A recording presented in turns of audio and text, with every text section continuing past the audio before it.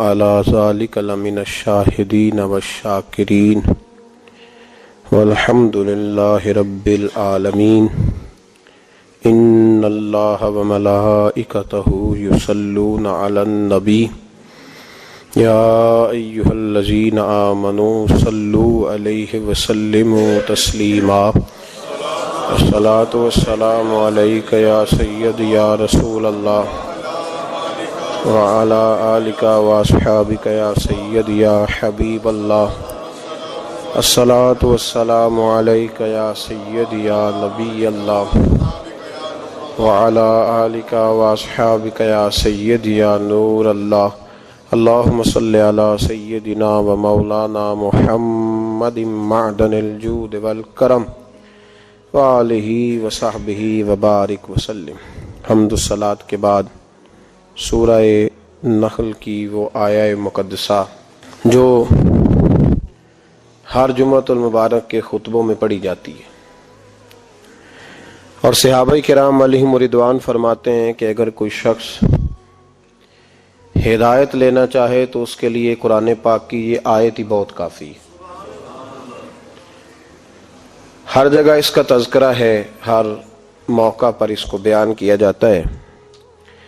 اللہ تبارک و تعالی نے فرمایا ان اللہ، بے شک اللہ، یأمر، تمہیں حکم دیتا ہے، بالعدل، عدل کا، والاحسان، اور احسان کا۔ بے شک اللہ تمہیں عدل اور احسان کا حکم دیتا ہے۔ قرآن مجید سارا ہی اللہ کا حکم ہے۔ قرآن پاک کا ہر فقرہ ہی تائید ہے اور مضبوطی ہے، لیکن کچھ آیات ایسی ہیں جن کا انداز تکلم بھی بڑا نرالا ہے۔ ان اللہ، بے شک اللہ، قرآن مجید کے انداز گفتگو پہ غور فرمائیے۔ ان اللہ، بے شک اللہ، یأمر، تمہیں حکم دیتا ہے، بالعدل، عدل کا، انصاف کا۔ اللہ تمہیں حکم کرتا ہے، یہ تاکید ہے تمہارے لیے، زور ہے اس بات پر، اصرار ہے، حکم ہے کہ تم نے کبھی بھی عدل کا دامن نہیں چھوڑنا۔ نبی پاک صلی اللہ تعالی علیہ وسلم نے دنیا کو عدل سے، انصاف سے، مساوات اور برابری سے بھر ڈالا ہے۔ معاشروں میں جب عدل ہوتا ہے تو سکون ہوتا ہے، جب انصاف ہوتا ہے تو آسانیاں ہوتی ہیں۔ امام حسن رضی اللہ تعالیٰ عنہ فرمایا کرتے تھے، جس معاشرے میں غریبوں پہ ظلم ہوتا ہے نا، وہاں ایک وقت آتا ہے کہ امیروں پہ بھی شروع ہو جاتا ہے۔ اس بات کو یاد رکھیے گا۔ پھر سنیں، امام حسن فرمایا کرتے تھے کہ جس معاشرے میں غریبوں پہ ظلم ہو اور ظلم کو روکا نہ جائے تو پھر اس معاشرے کے امیر بھی ظلم سے محفوظ نہیں رہتے۔ عدل کا فائدہ ہر آدمی کو ہوتا ہے۔ عدل ہے کیا؟ عدل مساوات کو، برابری کو کہتے ہیں، سب کے ساتھ ایک جیسا سلوک۔ ہمارے ہاں سب سے زیادہ کمی جس چیز کی ہے وہ عدل ہے، وہ انصاف ہے۔ عدل اور انصاف مساوات اور برابری کے معنوں میں چونکہ استعمال ہوتا ہے، تو یہاں کوئی شخص بھی کسی بھی لحاظ سے اپنے آپ کو عدل کے لیے پیش کرنے کو تیار نہیں، محاسبہ نہیں۔ مساوات کا مطلب برابری ہے نا جی، لیکن کوئی شخص بھی تیار نہیں کہ میں بل جمع کرانے گیا ہوں تو چلو میں لائن میں لگ جاؤں۔ کہتے میرا اکاؤنٹ ہے، مینیجر میرا واقف ہے، لہذا میں یہ کام نہیں کروں گا، میں تو ڈائریکٹ جاؤں گا۔ بتائیے انصاف قائم ہوگا؟ رشوت کا بازار کب گرم ہوتا ہے؟ جب پاسپورٹ کے آفس جانے والے لوگ کہتے ہیں نا کہ لائن میں نہیں لگا جاتا ٹوکن کے لیے، لہذا 500 دو کسی کو، تو عدل قائم ہوگا؟ انصاف ہوگا اس طرح؟ ہم تو تقاضا روز کر رہے ہیں کہ حکومتیں ظالم ہیں بھی، فلاں آدمی بڑا صفاق ہے، فلاں لوگ جو ہیں وہ پیسے کے لیے سارا کچھ کر رہے ہیں، لیکن کیا ہم اپنی ذات سے تقاضا عدل شروع کرنا ہے؟ کیا ہر گھر کے اندر صرف بہو ظالم ہوتی ہے؟ سسر سے کبھی غلطی نہیں ہوئی؟ ساس سے کبھی کوئی، اس سے کبھی کوئی صاحب نہیں ہوا؟ کیا ہم نے اپنے آپ کو کبھی پیش کیا ہے؟ کچھ ایسی جگہ ہیں جہاں ہم اپنے آپ کو پیش کر سکتے ہیں کہ نہیں یہاں جناب مجھ سے بھی پوچھ لو، میری بھی فلاں موقع پر غلطی ہے؟ انصاف تو ذات سے شروع ہوتا ہے۔ حضرت نعمان بن بشیر رضی اللہ تعالیٰ عنہ فرماتے ہیں کہ میں نے محبوب سے سیکھا ہے کہ انصاف گھر کے اندر سے شروع ہوتا ہے۔ کہاں سے؟ گھروں میں انصاف ہوتا ہے تو کچہریوں تک آتا ہے، اور جب گھروں میں نہیں ہوتا تو پھر بس باہر اس کی تقسیم کیسے ہوگی؟ حضرت نعمان بن بشیر رضی اللہ تعالیٰ عنہ فرماتے ہیں، ابو داؤد شریف کی حدیث ہے، فرماتے ہیں میں نبی پاک صلی اللہ علیہ وسلم کا خدمت گزار تھا، محبوب کا فرما بردار تھا، اور ماں باپ کا بھی فرما بردار تھا۔ میرا ایک بھائی تھا جو نافرمان تھا، میرے والد گرامی مجھ سے راضی رہتے تھے چونکہ میں فرما بردار تھا، اور اس بھائی سے ناراض رہتے تھے۔ میرے ابا جی نے میرے لیے گھوڑا خریدا، اور گھوڑا خرید کر کے مسجد نبوی شریف میں لائے۔ عرض کرنے لگے یا رسول اللہ صلی اللہ علیہ وسلم، یہ میرا بیٹا ہے نعمان، آپ کا بھی فرما بردار ہے، میرا بھی فرما بردار ہے، میں نے اس کے لیے نا یہ گھوڑا خریدا ہے، تو میں اس گھوڑے کی لگام آپ کے سامنے اس کے ہاتھ میں دینا چاہتا ہوں تاکہ آپ گواہ بن جائیں کہ میں نے بیٹے کو یہ ہبہ کر دیا ہے، دے دیا ہے۔ تو محبوب پاک علیہ السلام نے میرے والد کی طرف دیکھ کے فرمایا دوسرے بیٹے کو بھی گھوڑا لے کے دیا ہے؟ دوسرے کو بھی دیا ہے؟ عرض کی حضور نہیں، اس کو نہیں دیا۔ تو لفظ ہیں ابو داؤد میں، نبی پاک نے فرمایا پھر تو گناہ اور زیادتی پر مجھے گواہ بنانے آ گیا۔ اور دو جملوں میں میرے محبوب پاک علیہ السلام نے ہمیں بتلایا کہ عدل کہاں سے شروع ہوتا ہے۔ فرمایا فاتقوا اللہ فاعدلوا اولادکم، اللہ سے ڈر اور اپنی اولاد میں انصاف کر۔ ڈر اللہ تعالیٰ سے، اپنی اولاد میں عدل کر، انصاف کر۔ اگر ایک چیز اس کو لے کے دی ہے تو دوسرے کو بھی لے کے دے۔ ہمارے ہاں نا ایک لفظ پایا جاتا ہے میرا لاڈلا ہے، 5 بیٹے ہیں تو سب سے آخر والا میرا، تو باقی 4 کون ہے؟ بتلائیے، یہ لاڈلا لفظ رکھا کیوں گیا؟ اس کی ضرورت کیا درپیش ہوئی؟ بھئی میرا جو سب سے آخر نمبر والا بچہ ہے نا، 5ویں نمبر کا میرا لاڈلا ہے، تو باقی 4 پہ بھی حکم لگاؤ نا، وہ کیا ہے؟ کوئی نام دو ان کو بھی۔ گھر کے اندر فساد تو آپ نے تب شروع کیا جب عدل ہی نہیں ہوا۔ پھر آپ کہیں گے کہ یہ میری بات سنتا ہے تو فلانا بیٹا نہیں سنتا، تو ٹھیک کرتا ہے، سمجھانے کے لیے کہہ رہا ہوں۔ بھئی آپ نے خود ہی تو کہا یہ میرا لاڈلا ہے تو دوسرا میرا لاڈلا نہیں۔ میں اس فکرے سے بہت ساری جگہوں پہ پریشان ہوتا ہوں کہ آپ نے، اور پھر 4 بیٹوں کے بیچ ہی آپ نے کہہ دیا کہ چوتھا میرا لاڈلا ہے، تو اب بتائیے ان تینوں کے دل پہ کیا گزری؟ وہ پھر منصوبہ بندی کریں گے نا۔ پھر جب کل ان کی بیگم آ کے ان کے کان میں کہے گی نا کہ اماں تیرے بچوں کو پیار سے نہیں دیکھتی، تو اسے فوراً یاد آئے گا ہاں 18 سال پہلے میری اماں نے کہا تھا چھوٹا میرا لاڈلا ہے، تو اس کے تو ذہن میں وہ باتیں گردش کریں گی۔ تو گھر توڑنے کا آغاز تو ہم نے خود کر دیا۔ ایک گھر کے اندر باقاعدہ جماعت اور علیحدہ گروہ بندی تو ہم نے خود کر لی جب ہم نے یہ کہہ دیا کہ یہ لاڈلا ہے۔ ہاں میرے نبی پاک علیہ الصلوۃ والسلام نے بعض مواقع پر بیٹیوں کی دلجوئی زیادہ کرنے کا کہا۔ دلجوئی اس لیے کہ بیٹی مسافر ہے، اس نے جانا ہے، وہ مہمان ہے، اس نے نکلنا ہے، دلجوئی کے لحاظ سے، اس لحاظ سے نہیں کہ جائیداد میں باپ بیٹوں پہ ظلم کر کے بیٹی کو زیادہ دے دے، یہاں اس کی بھی گنجائش نہیں۔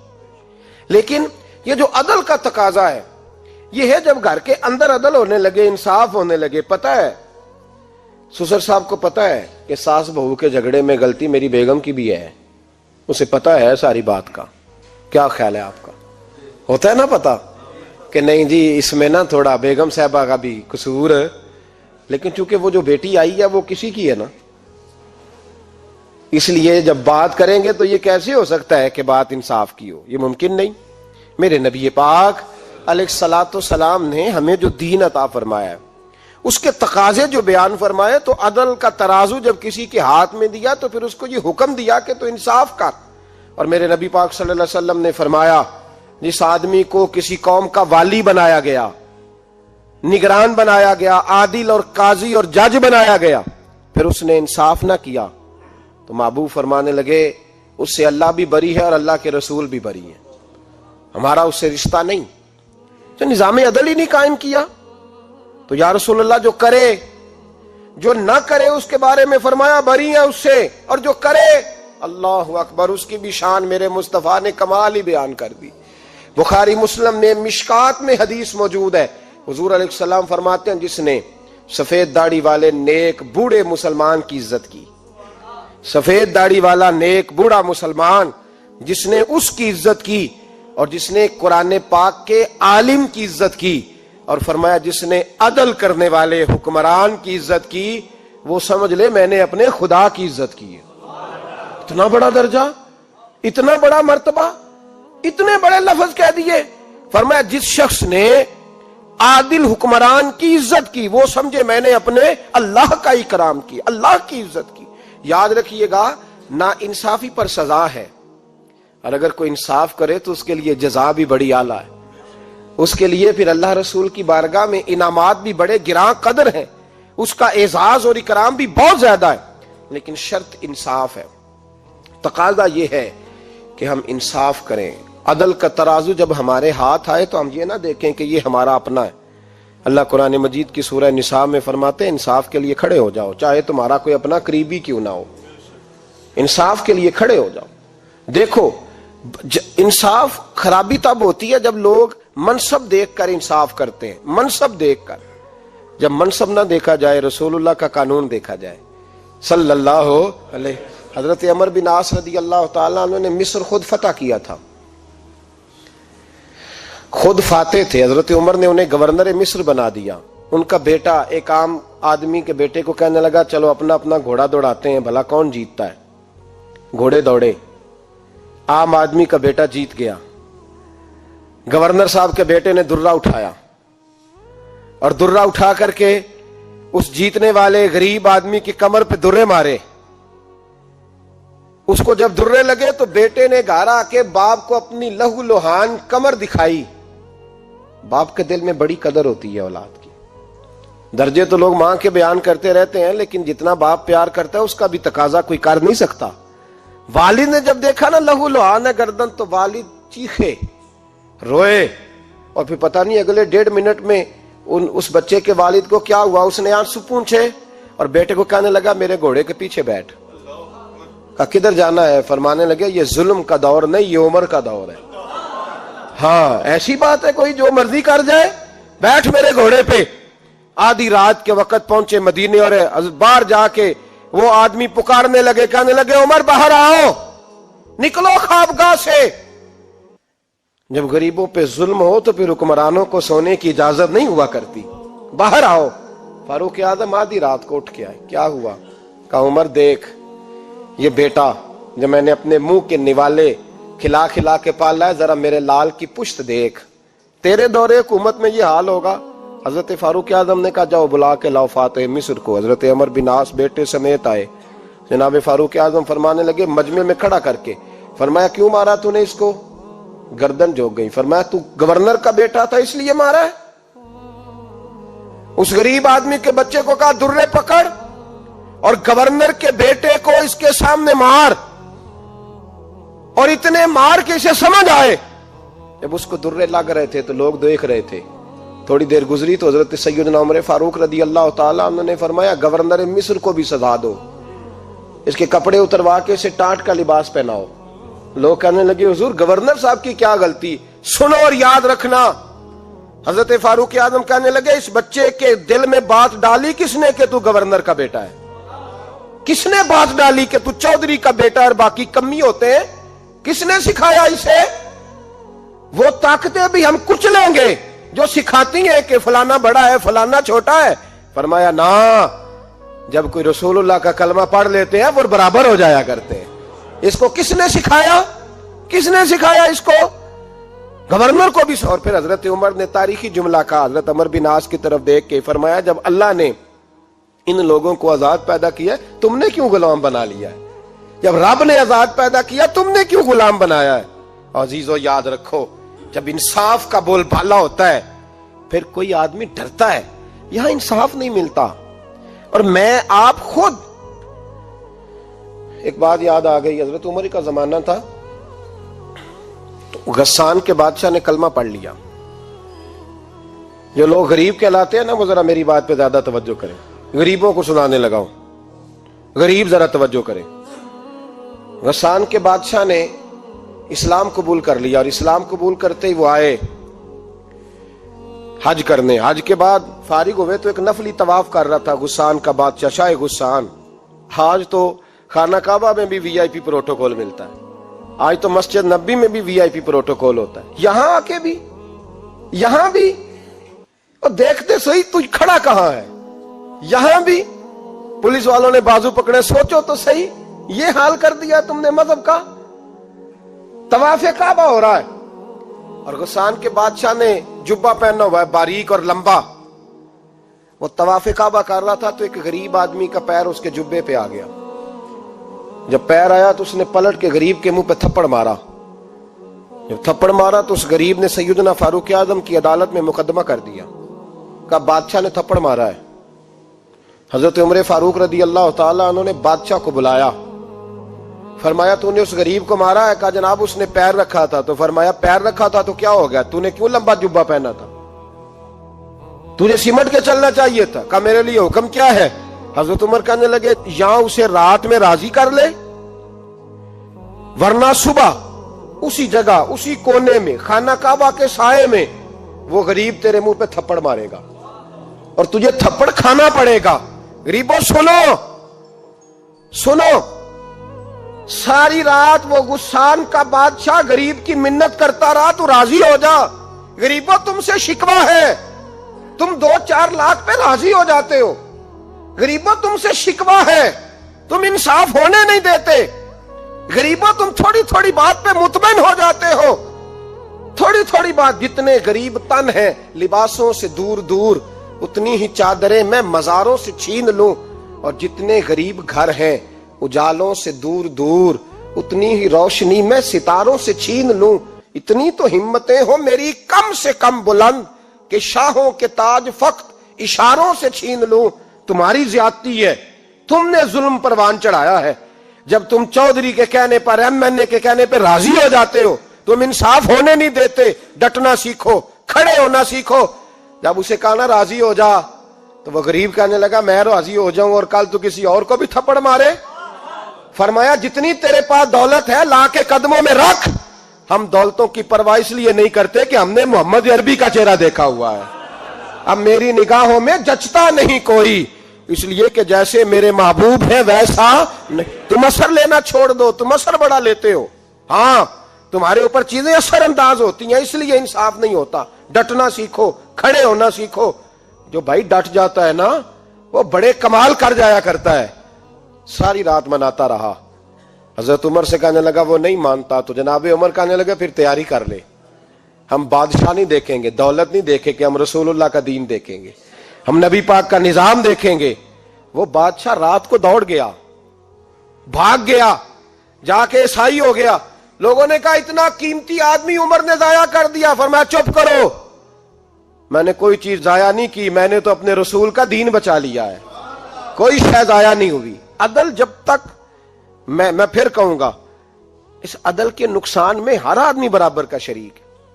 ہم عدل ہونے نہیں دیتے، ہم عدل قائم نہیں کرتے، ہمارا تقاضا ہی نہیں کہ عدل ہو، ہم اپنے آپ کو عدل کے لیے پیش ہی نہیں کرتے، مزاج ہی نہیں۔ حضرت علی المرتضیٰ ایک جری انسان تھے، اور وہ علی تھے جن پر انسانیت رشک کرتی ہے، اور مولا علی وہ ہستی تھے کہ میرے مصطفیٰ کریم صلی اللہ تعالی علیہ وسلم نے فرمایا اس کے دیدار کو تو فرشتے بھی آیا کرتے نا، بڑا آدمی۔ اور پھر امیر المومنین خلیفۃ المسلمین حضرت علی، خود مولا علی نے حضرت قاضی شریح کو قاضی بنایا، چیف جسٹس بنایا، اپنے ہاتھوں سے تعیناتی کی۔ حضرت مولا علی رضی اللہ تعالیٰ عنہ کی زرہ گم ہو گئی، کافی دیر گزر گئی تو ایک یہودی کے پاس وہ زرہ آپ کو نظر آئی۔ حضرت علی نے ڈائریکٹ اس سے چھین نہیں لیا، حالانکہ امیر المومنین تھے۔ ہمارے ہاں ڈنڈا بھی بڑا چلتا ہے نا، جو طاقتور ہوتا ہے وہ تو تھانے جاتا ہی نہیں، اس کو ضرورت نہیں، اس نے تو بندے رکھے ہوئے ہیں، اس کو تو پتہ ہے کام کیسے لینا ہے۔ لیکن حضرت علی نے آئینی رستہ اختیار کیا، قانونی رستہ۔ قاضی صاحب کی عدالت میں مقدمہ کیا کہ فلاں یہودی کے پاس میری زرہ ہے اور وہ چوری ہو گئی تھی، گر گئی تھی، گم گئی تھی، مجھے دلائی جائے۔ قاضی صاحب نے بلا لیا یہودی کو، امیر المومنین بھی کٹہرے میں۔ قاضی صاحب کہنے لگے اس سے کہ زرہ تیری ہے؟ اس نے کہا جی میرے پاس ہے تو میری ہے. قاضی صاحب کہنے لگے حضرت علی سے گواہ آپ کو دینے پڑیں گے کیونکہ مقدمہ آپ نے کیا ہے, اگرچہ وہ امیر المومنین ہے. توجہ ہے بھائیوں کی, سمجھ آ رہی ہے باتوں کی؟ گواہ امیر المومنین آپ نے دینے ہیں کیونکہ مقدمہ آپ نے دائر کیا. تو حضرت علی کہنے لگے میرا بیٹا حسن گواہی دے گا کہ میری ہے, اور میرا غلام کمبر گواہی دے گا. قاضی صاحب کہنے لگے حضور ان کی گواہی درست تو ہے پر میں نہیں تسلیم کرتا, اس لیے کہ بیٹے تو باپ کے حق میں بولا ہی کرتے ہیں, نوکر تو آقاؤں کے حق میں بولتے ہی ہیں, جائیں کوئی غیر جانبدار بندہ لے کے آئیں جو گواہی دے. تو حضرت علی خاموش ہو گئے, کہنے لگے ابھی میرے پاس ایسا کوئی گواہ نہیں. قاضی صاحب کہنے لگے چلیں پھر آپ یہودی کو راضی کریں, آپ نے کیوں بلا وجہ گھسیٹا عدالت میں, راضی کریں, انصاف کا تقاضا ہے. تو حضرت علی قریب گئے, کہنے لگے بھیا ناراض نہ ہونا, زرا تو میری ہے, ناراض نہ ہونا, میں نے غلط مقدمہ نہیں کیا. وہ علیحدہ بات ہے کہ میرے پاس گواہ نہیں تو میں کوئی بے انصافی نہیں کر سکتا, تو میرے ساتھ چل تجھے کھجوروں کا حلوہ کھلاتا ہوں تاکہ تو راضی ہو جائے. وہ یہودی کہنے لگا میں نے قاضی صاحب کا انصاف دیکھا اور جناب علی کا انصاف کے لیے کھڑا ہونے دیکھا تو میں مولا علی کے قدموں میں بیٹھ گیا. میں نے کہا علی جب تیری یہ شان ہے تو محمد عربی کا کیا مقام ہوگا. میں نے کلمہ پڑھنا شروع کر دیا. دیکھیں نا تقاضا پورا کیا ہے حضرت علی نے. تو وہ کہنے لگا علی تیرے انصاف کے رنگ نے نا, جملہ یاد رکھنا, کہنے لگا یہودی علی تیرے انصاف کے اس رنگ نے میرے دل سے کفر کی میل دور کر دی, تیرے عدل نے میرا کفر توڑ دیا, کفر. لیکن شرط دیکھیں نا, غریب آدمی ابو ایوب انصاری, ماڑے بندے, اب تو پیر اور مولوی بھی گنجائش نہیں نہ دیتا کسی کو بولنے کی, تو سیاست دان تو اللہ کی پناہ, وہ تو پتہ نہیں کس طرح سوتے ہیں رات کو, اللہ ہی جانتا ہے, پتہ نہیں کس طرح اپنے آپ کو مطمئن کر کے وہ زندگیاں گزار رہے ہیں, خدا ہی بہتر جانتا ہے. حضرت عمر فاروق جیسا دلیر اور جرری آدمی جمعہ پڑھانے مسجد میں داخل ہوئے تو جناب ابو ایوب انصاری دروازے پہ کھڑے ہو گئے, کہنے لگے عمر تیرے نوکر نہیں, ٹائم پہ آیا کر, بڑی دیر سے کھڑے ہیں. کیوں دیر سے آیا ہے؟ بڑے جلالی تھے نا حضرت عمر, لیکن وہ جلالی اس وقت تھے جب کوئی ظلم کرتا تھا, اور ذات کے لیے جلالی نہیں تھے. کب وقت پہ آیا کر, کو ملازم نہیں تیرے.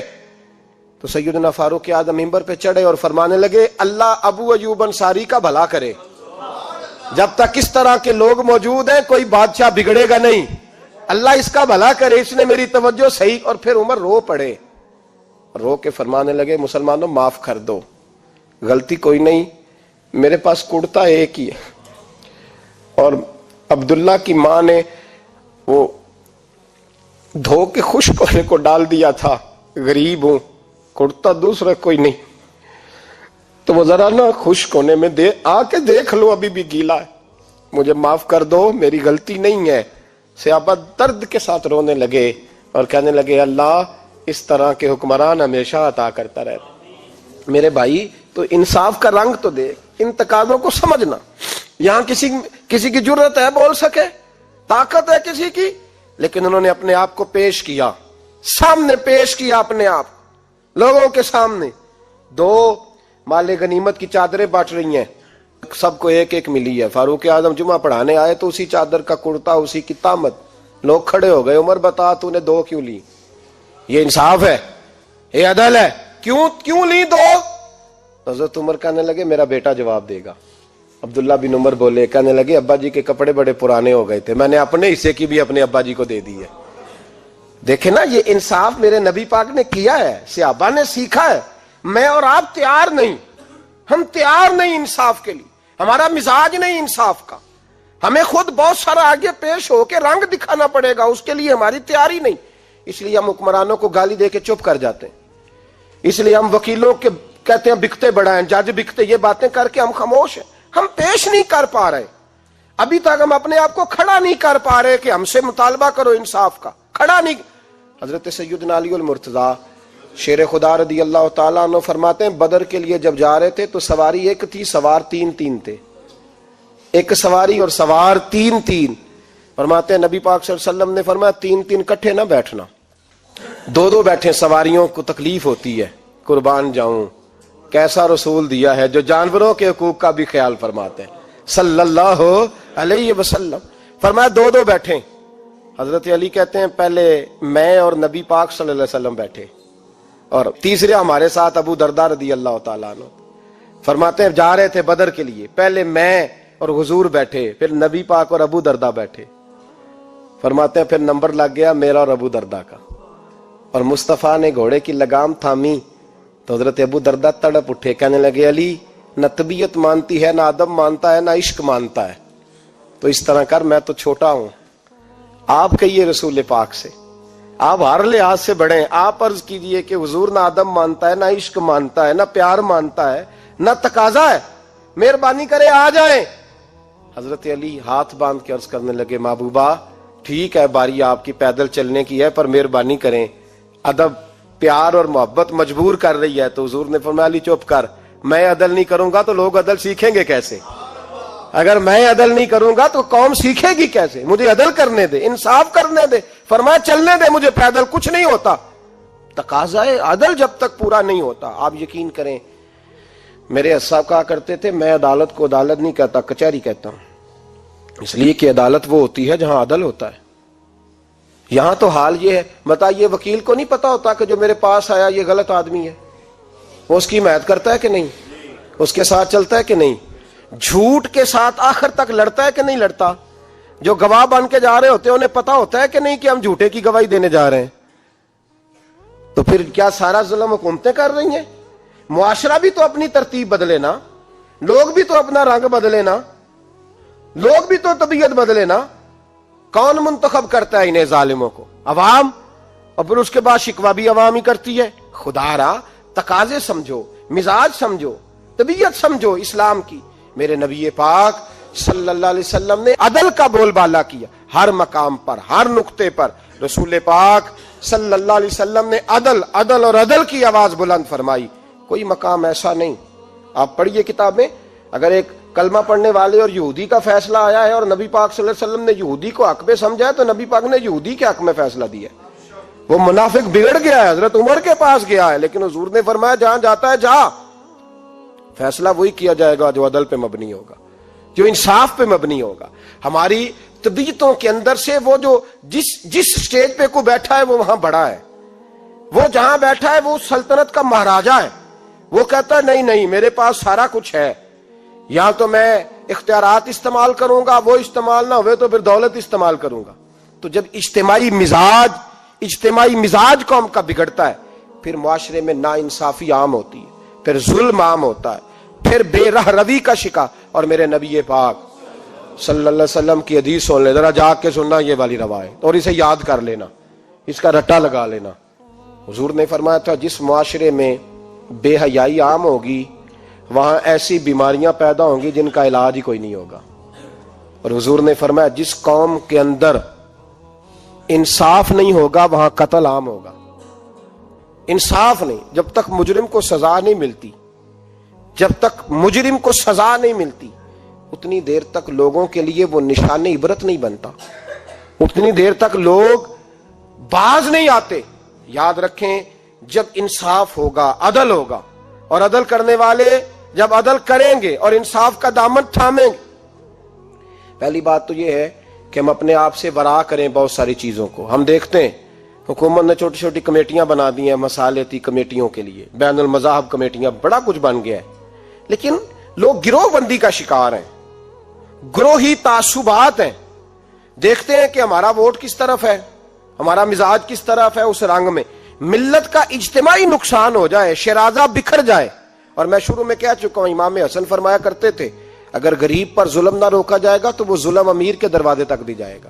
ایک وقت آئے گا کہ امیروں کے ساتھ بھی زیادتیاں ہونے لگیں، اس لیے کہ جب ظلم ہوتا ہے تو اس کی آگ بھی پورے معاشرے کو لپیٹ میں لیتی ہے، اور جب انصاف ہوتا ہے تو اس کی برکتیں بھی سارے معاشرے کو فائدہ دیتی ہیں. عدل انصاف ضروری امر ہے. حضرت عمر فاروق رضی اللہ تعالیٰ عنہ جناب زید بن ثابت رضی اللہ تعالیٰ عنہ کو خود قاضی بنایا تھا. حضرت زید بن ثابت کو قاضی خود بنایا، خود تعینات کیا.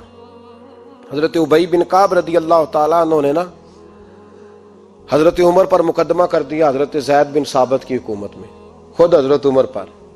جناب عمر جب پہنچے نا وہاں سب لوگ بیٹھے رہے. ایک شخص کہنے لگا تم اپنے امیر کے لیے کھڑے نہیں ہوئے، تو حضرت زید بن ثابت کہنے لگے چپ کر جا، ان پر مقدمہ ہے، وہ حساب دینے آئے ہیں، امیر المومنین بن کے نہیں آئے. سامنے کھڑا کیا، تو گفتگو کے دوران کوئی ایسا موقع آیا کہ حضرت عمر کو قسم دینی پڑی. تو حضرت زید بن ثابت حضرت ابی بن کعب سے کہنے لگے یار لحاظ کر، وہ فاروق اعظم ہے، امیر المومنین ہے ہمارے، اور تو ان سے قسم کا مطالبہ کر رہا ہے. حضرت سیدنا فاروق اعظم کی طرفداری میں بات کی نا، تو حضرت سیدنا عمر فرمانے لگے زید اس مقدمے کا فیصلہ کر لو اور اس کے بعد میں تمہیں معزول کر دوں گا، تم تو اہلیت ہی نہیں رکھتے. حضور کیا ہوا؟ فرمایا تم نے میری طرفداری کیوں کی؟ تم نے مجھے امیر المومنین کیوں کہا؟ تم نے کیوں میرے حق میں بات کی؟ اگر میں اور تو اس طرح کرنے لگیں گے تو امت کو عدل کون دے گا؟ اگر میرا اور تیرا یہ رنگ ہو جائے گا، کیوں تو نے مجھے امیر المومنین کہا؟ اس وقت میں اپنی صفائی دینے آیا ہوں، عمر بن خطاب سے زیادہ میرا کوئی تعارف نہیں ہونا چاہیے، کیوں تم نے یہ لفظ کہے؟ اور فرمایا اگر مجھ پر قسم آئے گی اور جو میرے اوپر لاگو ہوگا مجھے وہ کام کرنے کا تمہیں حکم کرنا چاہیے تھا. یہاں تو حال ہی کوئی نہیں، مزاج ہی کوئی نہیں. ہماری قوم بڑی سمجھدار ہے، حکمران بھی بڑے سمجھدار ہیں. ممتاز حسین قادری رحمت اللہ علیہ کو پھانسی ہوئی تو لوگ کہنے لگے مولوی شدائی ہو گئے. فیصلہ تھا عدالت کا تو ماننا چاہیے تھا. ایک فیصلہ ایک پیپلز پارٹی کے سابقہ صدر کے بارے میں بھی عدالت نے دیا تھا، اور پھر آپ کی پارلیمنٹ نے اس فیصلے کو کنڈم کیا، مذمت کی، اور اٹھ کے کہا گیا کہ ہم مذمت کرتے ہیں، فیصلہ غلط تھا. جب حضرت ممتاز قادری کے حق میں فیصلہ آئے تو اس وقت لوگ بولتے ہیں، کہتے ہیں دیکھو جناب عدالت کا فیصلہ ہے اور مولوی کہہ رہے پھانسی نہ دو. اور جب ایک شخص پر، ایک عام آدمی پر فیصلہ آئے اور بڑی عدالت کرے اور وہ چوکوں چوراہوں میں کھڑا ہو کے کہے کہ ہم اس فیصلے کو نہیں مانتے، پھر کوئی آدمی نہیں بولتا. پھر کسی جگہ ہم نے کہا تھا بچ جا، تو رسول اللہ صلی اللہ علیہ وسلم کی ناموس والوں کا لحاظ کر، اللہ رسول تیرا خیال فرمائیں گے. لیکن یہاں عدل اور انصاف کے تقاضے بڑے عجیب ہیں. غریب کے حق میں فیصلہ اور ہے اور امیر کے حق میں فیصلہ اور ہے. چودھری صاحب پہ درخواست آ جائے تو ایس ایچ او صاحب ٹیلی فون کرتے ہیں، چودھری صاحب درخواست آئی ہے تواڈے تو کی کرنا جے، وہ کی کرنا، تواڈے تے اپلیکیشن آئی ہے، لینی ہے کہ نہیں؟ اور اگر غریب آدمی بیچارہ ریڑھی والا 4 بیٹیوں کا باپ ہے اور نہ وہ گدھا گاڑی پہ بیچتا ہے فروٹ، تو غلط کراسنگ کی وجہ سے مقدمہ ہو گیا ہے، تو چودھری کو ساتھ لے کے وہ گیا ہے، چونکہ 4 بیٹیاں نا، اور کل اس کی ملکیت وہی 5000 تھا جس کا اس نے فروٹ خریدا تھا. چودھری بھی کرسی پہ، ایس ایچ او بھی کرسی پہ، اور غریب آدمی زمین پہ بیٹھا ہے، اور ایک ایک زبان سے 32 گالیاں اسے دی جا رہی. وہ کہتا ہے چودھری صاحب تہاڈی مہربانی، میں تو شامی گھر جانا ہے تے میری تیاں روٹی کھانی، مہربانی کرو میرا سامان واپس کر دو، مہربانی کرو خدا را میرا سامان دے دو. او یار ظلم یہ ہے کہ یہاں امیر کے لیے قانون اور ہے اور غریب کے لیے قانون اور ہے. اس وقت پھر ظلم ہوتا ہے، پھر زیادتی ہوتی ہے، پھر ملتیں نہیں بنتی، پھر اس سے ڈاکو پروان چڑھتے ہیں، اس سے پھر ظالم پروان چڑھتے ہیں. اپنے آپ کو پیش کرو. یاد رکھو میرے نبی پاک صلی اللہ علیہ وسلم نے فرمایا ظلم قیامت کے اندھیروں میں سے ایک اندھیرا ہوگا. ظالموں کو قیامت کے دن ٹھوکریں لگیں گی، رستہ نہیں ملے گا. اپنے آپ کو پیش کریں، چھوٹی سی بھی زیادتی، چھوٹا سا بھی ظلم نہ ہونے پائے. انصاف کے تقاضے پورے ہونے چاہیے. نبی پاک صلی اللہ تعالی علیہ وسلم نے جو امت ہمیں بنایا ہے تو اس امت میں انصاف کا بول بالا ہے. کوئی آدمی انصاف سے بالا تر نہیں. بہت بڑی بات کرنے لگا ہوں. امام ابو نعیم نے لکھا ہے خود رسول پاک نے اپنی ذات کو انصاف کے لیے پیش کیا. اس بات کو میں جب کبھی سوچتا ہوں نا تو لگتا ہے کہ روح پرواز کر رہی ہے اور پتہ نہیں کہاں کہاں سے ہو آئی ہے. انصاف کا بول بالا ایسے نہیں ہوتا. حضرت فاروق اعظم اور مولا علی اور عثمان غنی اور ابو بکر صدیق اور سیدنا قاضی شریح جیسے لوگ ایسے ہی تیار نہیں ہوتے.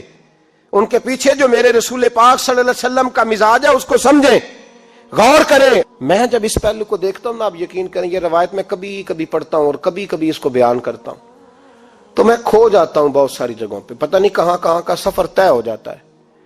حضرت عکاشہ بن محصن رضی اللہ تعالیٰ عنہ فرماتے ہیں کہ نبی پاک صلی اللہ علیہ وسلم کے وصال سے 2-3 دن پہلے کی بات، محبوب پاک صلی اللہ علیہ وسلم نے فرمایا سب لوگوں کو مسجد نبوی میں اکٹھا کرو. اکٹھا کیا جب کوئی نئی آیت آتی تھی یا کوئی جنگ کی تیاری ہوتی تھی تو لوگ اکٹھے کیے جاتے تھے، سب کو اکٹھا کیا. کہتے ہیں جب حضور کا حجرہ نور کھلا تو 2 آدمی بظاہر حضور کو سہارا دے کے لائے. اتنی بخار اور کمزوری ہے. حضور منبر پہ بیٹھے اور جب نبی پاک بات کرتے ہیں تو ہاتھ مبارک پہ بظاہر راشا ہے، کانپتے ہیں دست اقدس.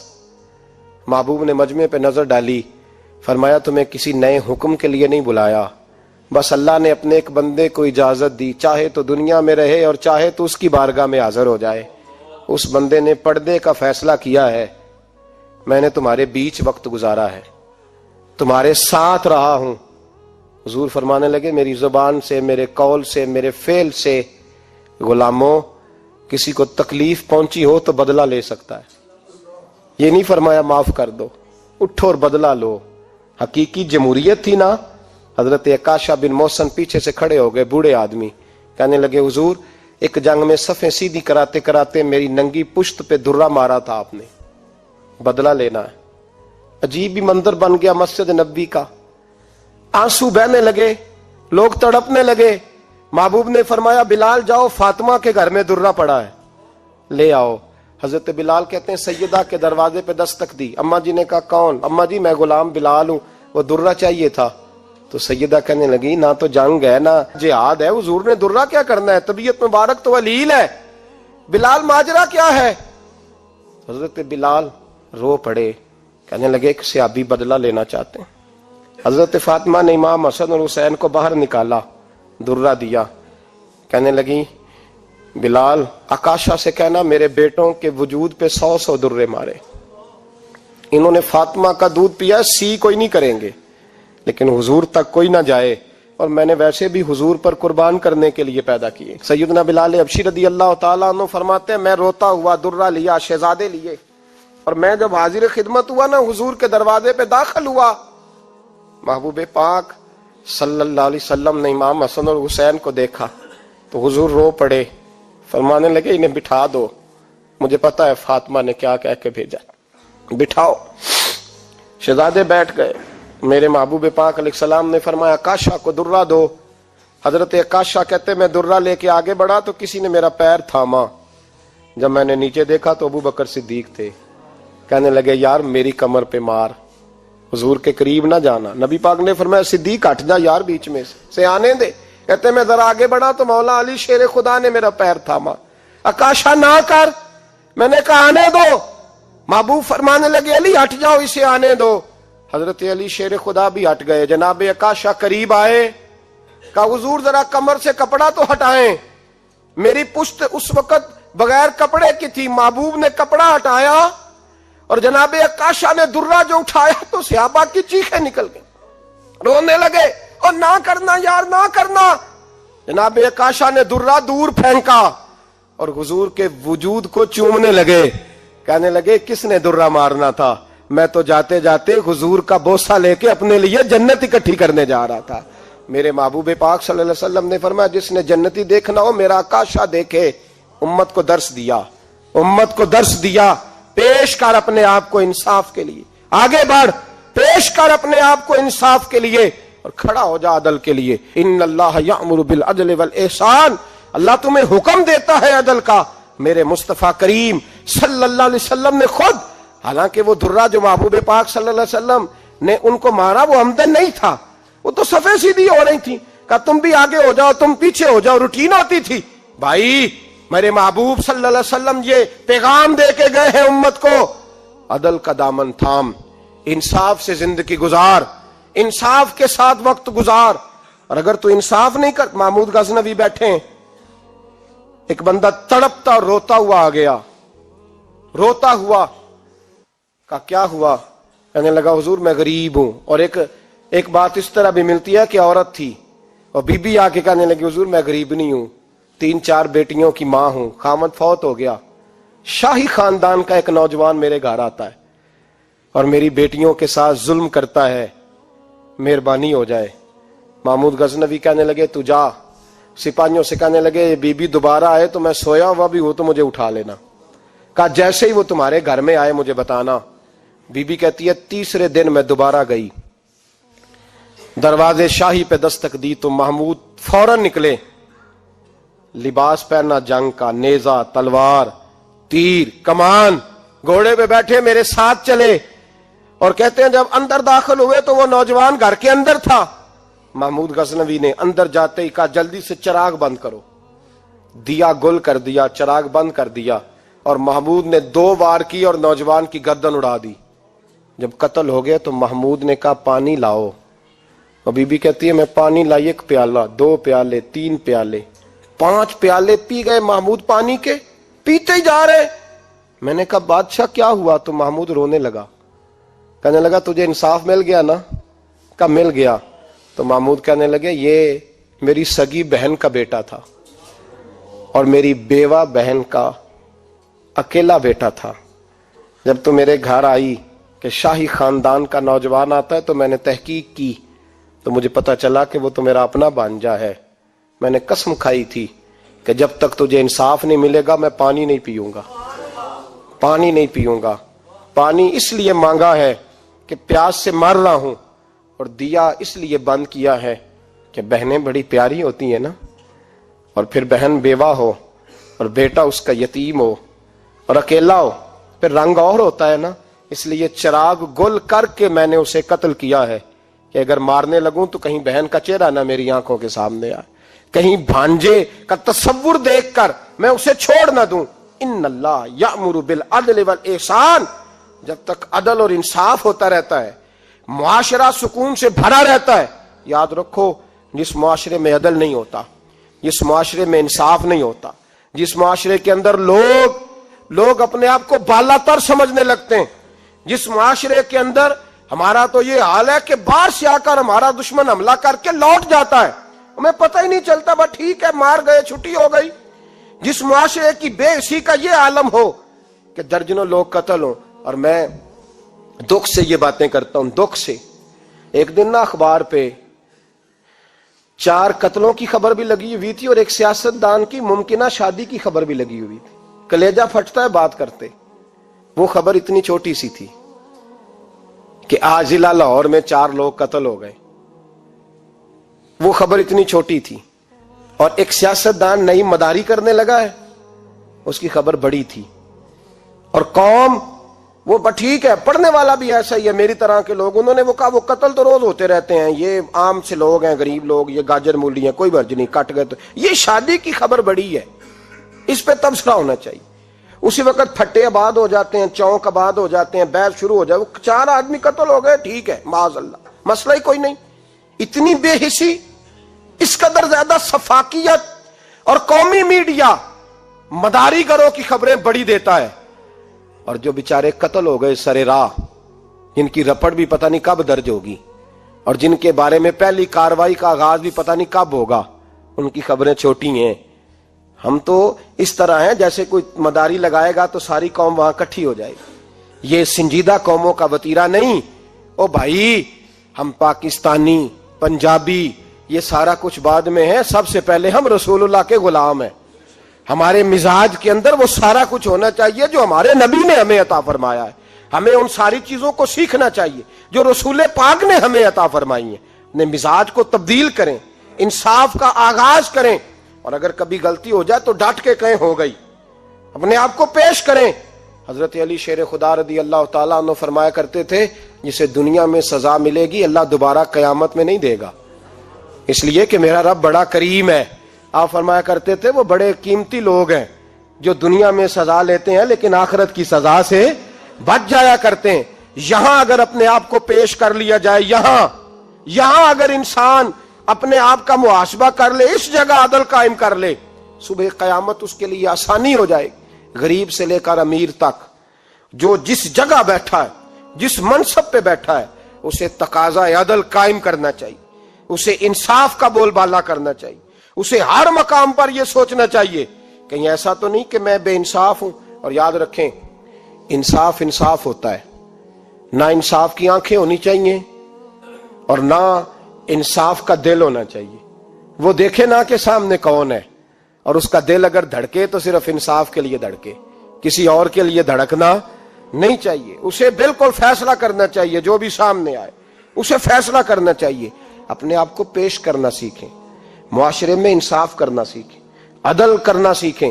ہمارے ہاں انفرادی سطح پہ جب شروع ہوگا یہ کام، انفرادی سطح پہ، پھر وہ اجتماعی. آپ یقین کریں لوگ گفتگو کی حد تک بھی انصاف نہیں کرتے. کوئی آدمی اگر صحیح کہہ رہا ہے نا بات، لیکن ہمارے مفادات کو ٹھیس پہنچ رہی ہے، تو اس کی مخالفت کرنا ہم ضروری سمجھتے ہیں. کہتے ہیں بات صحیح کر رہا ہے، پر چونکہ میرے مفادات کی نہیں، لہذا میں اس کو اس بات میں آگے بڑھنے کی اجازت نہیں دوں گا. 2-4 دن پہلے ایک صاحب مجھے سمجھانے لگے، کہنے لگے معاملات تھوڑے آگے بڑھ رہے ہیں، اب تو چیزیں بڑی ساری صحیح ہو گئی ہیں، علماء کو نرمی کرنی چاہیے. اور میں نے کہا کس بات کی نرمی؟